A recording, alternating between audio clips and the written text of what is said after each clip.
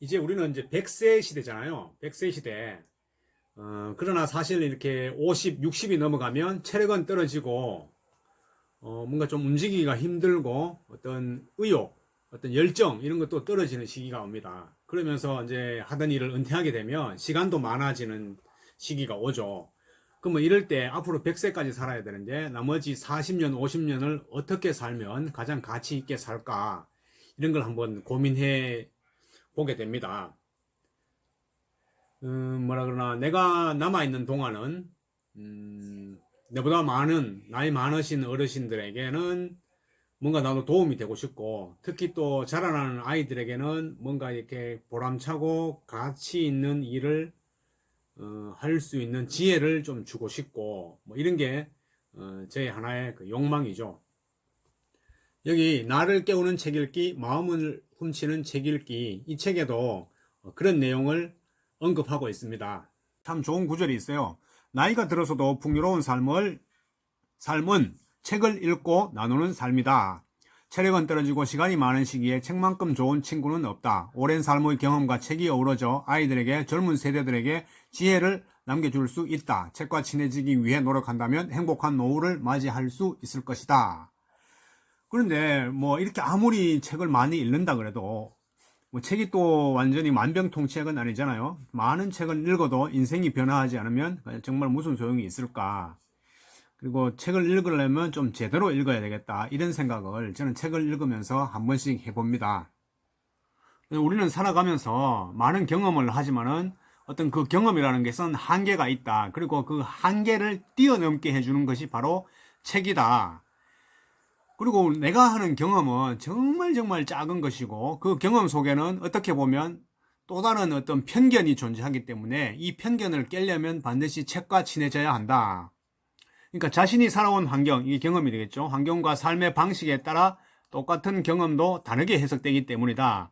나에게 책 쓰기는 새로움에 대한 도전이다. 바쁜 하루에도 틈틈이 책을 쓰는 이유는 집중적인 몰입 독서를 할 수 있기 때문이다. 우리가 이제 독서도 중요하지만 책을 쓰는 것도 굉장히 중요해요. 그래서 책을 조금이라도 하루에 30분 정도라도 쓰면은 좋은 이유가 뭐냐면, 책을 읽을 때 집중적으로 몰입해서 독서를 할 수 있기 때문이라고 합니다. 한 가지 주제에 대해서 깊이 있는 공부와 사유를 할 수 있다. 특히 이제 글쓰기는 뭐 이것저것 쓰는 게 아니잖아요. 딱 한 가지 주제를 정해놓고 글을 쓰는데, 거기에 대해서 깊이 있는 공부와 사유를 할 수 있고, 한 권의 책을 쓰고 나면 내 안에 남아있던 또 다른 편견이라는 바위를 깨부수게 되고 한 단계 더 성장한 나를 만나게 된다. 인생은 배움을 통해 세상에 대한 이해를 넓혀 나가는 과정이 아닐까? 예, 그렇죠. 인생은 항상 배움을 통해서, 우리는 뭐 배우면 끝이 없잖아요. 매일매일 배우고 또 배워야 된다. 그 배움이 뭐냐면, 가장 좋은 게 나는 글쓰기라고 생각한다. 왜냐하면 정해진 주제로 반드시 글을 써야 거기에 대한 관련된 서적을 읽고 거기에 대해서 더 집중적인 몰입을 할 수 있다. 정말 좋은 말이네요. 그동안 썼던 책들 중 여자의 인생을 바꾸는 자존감의 힘이라는 에세이가 있다. 그때 나는 달리는 기차에서 무작정 뛰어내린 사람이었다. 열심히 앞만 보고 달렸는데 어느 순간 방향이 잘못되었다는 것을 깨달았다. 그리고 용기를 냈다. 용기는 압박을 받을 때 비로소 그 진가를 드러낸다 라고 했던 해밍웨이의 말처럼, 나에게 멀어진 내 삶을 다시 내 것으로 가져오기 위해 몇 달 동안 자존감에 관한 책들만 읽었다. 이 구절은 나의 삶에도 적용해 볼 수 있을 것 같습니다. 정말 나는 달리는 기차 안에서 계속 앞으로만 달렸어요. 왜냐하면 그게 내 삶이고 내가 거기에서 다른 방향을 생각할 수 있는 그런 여유가 없었으니까. 그런데 나중에 알고 보니까 그 가는 방향이 완전히 달렸다는 거죠. 완전히 틀렸다. 내가 원했던 방향이 아니다. 그래서 지금에야 나는 지금이라도 늦지 않았으니까 그 달리는 기차에서 나는 무조건 뛰어내렸다. 그리고 나는 나의 자존감을 높여주기 위해서 뛰어내리고 난 후 나의 자존감에 대한 책들만 읽었다. 이런 내용입니다. 우리가 이제 이 방향이 틀리면 바로 거기에서 뛰어내릴 수 있는 용기, 그걸 우리가 해밍웨이라는 사람도 그렇게 얘기했네요. 용기는 압박을 받을 때 비로소 그 진가를 드러낸다라고 이제 해밍웨이가 얘기를 했다고 합니다. 뭔가 압박을 받으면 뭔가 진짜 용기가 막 생기는 것 같아요. 저도 나는 늘 자존감이 높다고 자부하며 살았지만 자존감이라는 것은 늘 같은 자리에서 나를 지켜주는 것은 아니었다. 스스로 멈추고 나를 돌아보는 시간을 반드시 가져야 한다. 이게 반성이고 명상의 시간이죠. 내가 정말 제대로 된 길을 가고 있는가. 그렇게 나는 책을 읽으며 낮아진 자존감을 다시 끌어올렸다. 내가 원하는 인생과 지키고 싶은 것에 대해 깊이 있는 고민을 할 수 있었다. 방향을 잡고 다시 나아갈 힘을 얻었다. 글쓰기라는 것도 그래요. 내가 방향이 없으면 뭐 정말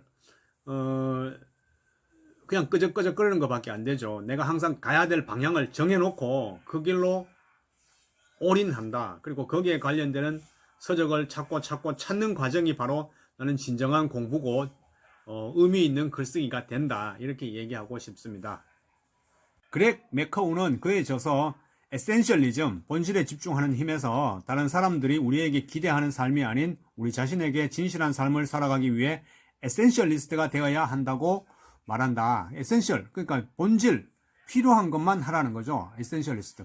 에센셜리스트가 된다는 것은 지금 나는 제대로 된 중요한 일에 나의 시간과 자원을 투자하고 있는가? 라고 자신에게 계속 질문하는 것이다. 그러니까 내가 시간과 자원이 한정적이니까 정말 중요한 일에 내가 투자하고 있는가? 이걸 계속해서 나 자신에게 질문해라. 모든 것을 다 하려고 하는 것, 모든 사람의 요청을 수용하는 것, 이것을 중단해야 정말로 중요한 일들을 할 수 있다. 스스로 삶의 우선순위를 정해놓지 않으면 다른 사람이 자기 삶의 순위를 정할 것이라고 조언한다. 내가 열정을 가지고 시작했던 일을 허무하게 놓았던 이유는 여기서 말하는 에센셜리스트가 되는 것에 반하는 일이었기 때문이다. 시키는 모든 것을 다 하려고 했고 모든 사람의 요청을 수용하는 것을 중단하지 못해 정신적으로 지쳐갔다. 내가 원하는 삶의 모습에서 스스로 멀어지고 있다는 것을 깨달았기 때문이다. 선택과 포기의 현실을 피하려고 시도할 수는 있어도 그로부터 도망칠 수는 없다는 그의 말이 옳았다. 지금은 새로운 선택지가 많아 스스로 자신의 삶을 관리하는 일이 어려워졌다. 무엇이 중요한지, 어떤 것을 선택하고 버려야 하는지 어려움을 겪는다. 그래서 잊지 말아야 할 것들을 종종 잊으며 소중한 것들을 잃어간다. 선택하는 것도 버리는 것도 힘든 현실이지만 그 권리와 힘을 타인에게 떠넘겨서는 안 된다. 두려움도 용기를 내어 내 삶에서 불필요한 것들을 버리고 비워야만 진짜 내 삶을 살아갈 수 있다. 내 인생의 주인은 나고 내 운명의 주인은 바로 나이기 때문에 이 세상에 두려울 게 뭐가 있어요. 남이 시키는 거 전혀 두렵지 않다. 나는 나의 길을 가면 될 뿐이고, 그 과거에 넬슨 만델라 대통령이 27년간 감옥에 있을 때 그 인빅터스라는 그 시를 계속 읽으면서 어떤 자신에게 영감을 불어넣고 용기를 얻었다고 합니다. 그 구절에 나오는 구절이 맨 마지막 구절이 내 인생의 주인공은 바로 나다라는 거죠. 그래서 나는 어떤 두려움도 헤쳐나갈 용기를 얻었다. 전혀 감옥에 있지만은 전혀 두렵지 않다. 그런 내용의 시가 있어요. 그것하고 지금 이 구절하고 아주 일맥상통하는 것 같습니다. 여기 작가는 허지영 씨인데 이분은 그 항공회사에서 약 한 10년 동안 다니다가 자기 일을 이제 그만두고 다른 방향이 옳다 해서 다른 방향으로 떠나는 분이죠. 그래서 이분은 일을 그만두고 계속해서 책 읽기와 글쓰기에 몰입해서 현재 지금 많은 책을 쓰고 있고 지금도 쓰고 있어요. 그래서 나는 이분 글을 읽으면서 굉장히 많은 어떤 영감을 얻고 있어요. 이 나를 깨우는 책 읽기, 마음을 훔치는 글쓰기 이 책을 한번 여러분들도 꼭 한번 읽어보시기 바랍니다.